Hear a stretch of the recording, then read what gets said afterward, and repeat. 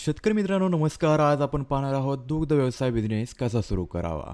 दुग्ध व्यवसाय हा पारंपरिक बिझनेस आहे ज्यामध्ये लोक पशुपालनाच्या माध्यमातून चांगला बिझनेस सुरू करतात. ज्यांना डेअरी फार्म गाई पालन बिझनेस सुरू करायचा आहे ते पशुसंवर्धन विभागाशी संपर्क साधून डेअरी फार्मिंग बिझनेस सुरू करू शकतात. हा बिझनेस सुरू करण्यासाठी शेतकऱ्यांना जेवढी मेहनत करावी लागते तेवढीच त्यांना फायदे सुद्धा मिळतात. डेअरी फार्म गाय पालन बिझनेस कसा सुरू करावा संपूर्ण माहिती या व्हिडिओमध्ये आपण पाहूयात. डेअरी फार्म हे बिझनेस करण्यासाठी खूप चांगले माध्यम आहे जेणेकरून लाभार्थ्यांना स्वतःचा बिझनेस सुरू करता येतो. यासाठी त्यांना गाय, म्हैस, बकरी इत्यादी दूध देणारे काही प्राणी लागतात. या जनावरांपासून मिळणारे दूध विकून व्यावसायिक चांगले पैसे कमावू शकतात. हा बिझनेस स्थिर आणि वर्षभर चालणारा बिझनेस आहे. दुधाळू जनावरे पाळून बिझनेस सुरू करता येतो. दूध आणि दुग्धजन्य पदार्थ जवळजवळ सर्व घरांमध्ये वापरले जातात. डेअरी फार्मिंग व्यवसायात तुम्ही म्हैस, गाय आणि यांच्यापासून मिळणारे दूध यांसारखे प्राण्यांचे संगोपन करून पैसे कमवू शकता. त्याचप्रमाणे दुधापासून चीज, दही, तूप, लोणी, मिठाई इत्यादी बनवू शकता आणि ते देखील विकू शकता. हे सर्व खाद्यपदार्थ तयार होण्यासाठी अधिक वेळ लागतो आणि हे दुधाच्या किमतीपेक्षा जास्त दराने विकले जाऊ शकतात. याशिवाय जनावरांच्या शेणाचा वापर गोबर गॅसमध्ये करता येतो. शेणखताचा वापर शेत जमिनीत खत म्हणून करता येतो. खत विकूनही लाभार्थी पैसे कमवू शकतात. अशा प्रकारे पशुपालनाद्वारे बिझनेस करण्याच्या प्रक्रियेला डेअरी फार्मिंग म्हणतात. शेणाचा वापर बायोगॅसमध्ये करता येतो. हा बिझनेस सुरू करण्यासाठी जास्त लोकांची गरज देखील नसते. डेअरी फार्मिंग बिझनेस हा वर्षभर चालणारा बिझनेस आहे. शेणखताचा वापर शेतीतही करता येतो. शेतकरी हा बिझनेस जास्तीत जास्त प्रमाणात करतात कारण त्याचा फायदा त्यांना दुग्ध व्यवसायासह पिकांसाठी देखील होतो. दुग्ध व्यवसाय सुरू करण्यासाठी बँकांकडून कर्जही दिले जाते. दुग्ध व्यवसायांशी संबंधित अनेक योजनाही सरकारकडून सुरू आहेत. डेअरी फार्मिंग बिझनेस सुरू करण्यासाठी शेतकऱ्यांना काही गोष्टींची काळजी घ्यावी लागते. सर्वप्रथम तुमच्या दुग्ध व्यवसायासाठी ते ठिकाण निवडा जेथे तुम्हाला दुग्ध व्यवसाय उघडायचा आहे. मग तुम्हाला गाय, म्हैस कोणत्या जातीची जनावरे पाळायची आहेत ते निवडायचे आहेत.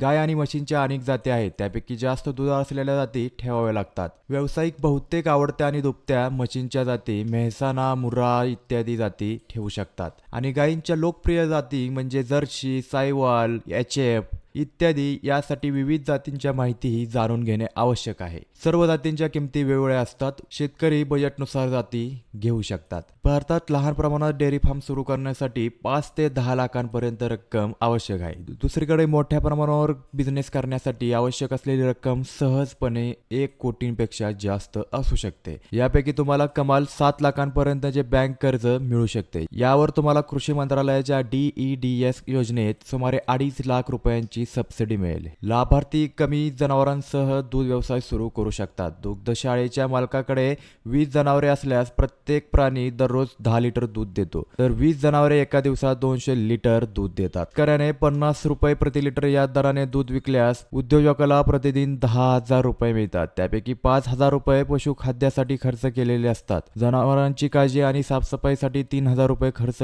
केले जातात. त्यानंतर उद्योजकाचे प्रतिदिन 2,000 रुपये वाचतात. जे शेतकऱ्यांना डेअरी फार्म बिझनेस सुरू करायचा आहे त्यांनी काही मुख्य गोष्टी लक्षात ठेवाव्यात. या सर्व गोष्टी व्हिडिओच्या माध्यमातून सांगण्यात येत आहेत. दुग्ध व्यवसायासाठी जागा आणि जातींची निवड. उद्योजकांनी प्रथम गाय आणि म्हशींच्या चांगल्या जाती जाणून घेतल्या पाहिजेत. जनावरांच्या सर्व जातींच्या किमतीबरोबरच दुधाचे प्रमाणही बदलते. त्यामुळे त्या जाती निवडा ज्यातून तुम्हाला अधिक फायदे मिळू शकतात. उद्योजकांनी हवामानावर लक्ष ठेवून जातीची निवड करावी. वेगवेगळ्या शहरातील हवामान भिन्न असल्यामुळे शहरांमध्ये राहणाऱ्या गायींना ग्रामीण भागात राहता येत नाही. म्हणून प्राणी घेण्यापूर्वी हवामानाकडे सुद्धा लक्ष देणे गरजेचं असतं. दुग्ध व्यवसाय सुरू करण्यासाठी व्यावसायिक त्यांच्या आवडीची गाय, म्हशीच्या जाती निवडू शकतात. यासाठी सरकारने एक ऑनलाईन वेबसाईट देखील जारी केली आहे.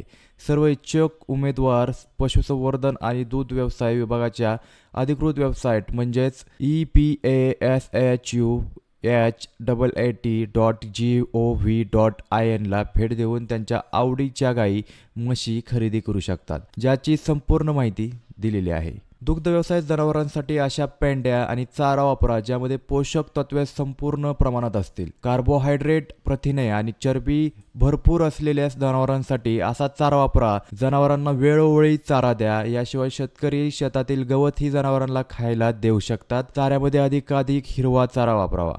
गाय आणि म्हशीच्या दुग्धाव्यतिरिक्त बकरी आणि उंटांचे दूध देखील भारतीय बाजारपेठेत उपलब्ध आहे. गेल्या 5 वर्षात भारतातील दूध उत्पादनात 6.4% वाढ झाली आहे. सध्या जुलै 2020च्या अहवालानुसार आज 188 दशलक्ष टन दुधाचे उत्पादन होत असून 2024 पर्यंत दूध उत्पादन 330 दशलक्ष टनांपर्यंत वाढण्याची अपेक्षा आहे. गीर गाय ही भारतातील सर्वात दुधाळ गाय म्हणून ओळखली जाते. गायची ही एक जात आहे जी दिवसात 50 ते 80 लिटर आणि वर्षभरात 24 ते 2600 लिटरपर्यंत दूध देते. भारतातील सगळ्यात नंबर 1ला डेअरी येते ते म्हणजे अमूल डेअरी. भारतीय डेअरी ब्रँड म्हणून अमूलने मोठी कामगिरी केली आहे. जगातील टॉप 20 डेअरी कंपन्यांच्या यादीत स्थान मिळवणारी अमूल ही पहिली भारतीय कंपनी ठरली आहे. दुग्ध व्यवसायासाठी सिंधी, आरसी, थारपारकर, साहिवाल इत्यादी जातीच्या गायी आणि भदावरी, मुर्रा, जाफराबादी इत्यादी म्हशीच्या जाती घेता येतील. दुग्ध व्यवसाय कोण उघडू शकतो? तर कोणीही दूध व्यवसाय सुरू करू शकतो. त्यासाठी विभागात जाऊन संपर्क साधू शकतो. जनावरांना कोणता चारा द्यायचा? तर दुग्ध व्यवसायात पाळल्या जाणाऱ्या जनावरांना कार्बोहायड्रेट, प्रथिने आणि स्निग्ध पदार्थांनी युक्त चारा द्यावा. त्यामुळे त्यांची दूध क्षमता देखील वाढते. गाय पालन बिझनेस कसा सुरू करावा? व्यवसाय सुरू करण्यासाठी उमेदवारांना प्रथम दुग्ध व्यवसायासाठी अशी जागा निवडायची जिथे ऑक्सिजन पुरेशा प्रमाणात उपलब्ध असेल आणि सर्व प्राण्यांना राहण्यासाठी मोकळी जागा असेल. त्यानंतर लाभार्थ्यांना गाय आणि म्हशीच्या जाती ठेवाव्या लागतील. शेतकऱ्यांना त्यांची संपूर्ण माहिती मिळाल्यानंतर आणि विभागाशी संपर्क केल्यानंतर जनावरे घेता येतील. तर शेतकरी मित्रांनो, तुम्हाला गाय पालन बिझनेस कसा सुरू करायचा याची संपूर्ण माहिती या व्हिडिओमधून भेटली असेल. तुम्हाला या माहितीशिवाय इतर कोणतीही माहिती हवी असल्यास तुम्ही दिलेल्या कमेंटवर विचारू शकता. आम्ही दिलेल्या माहितीतून तुम्हाला मदत मिळेल अशी आशा आहे. धन्यवाद.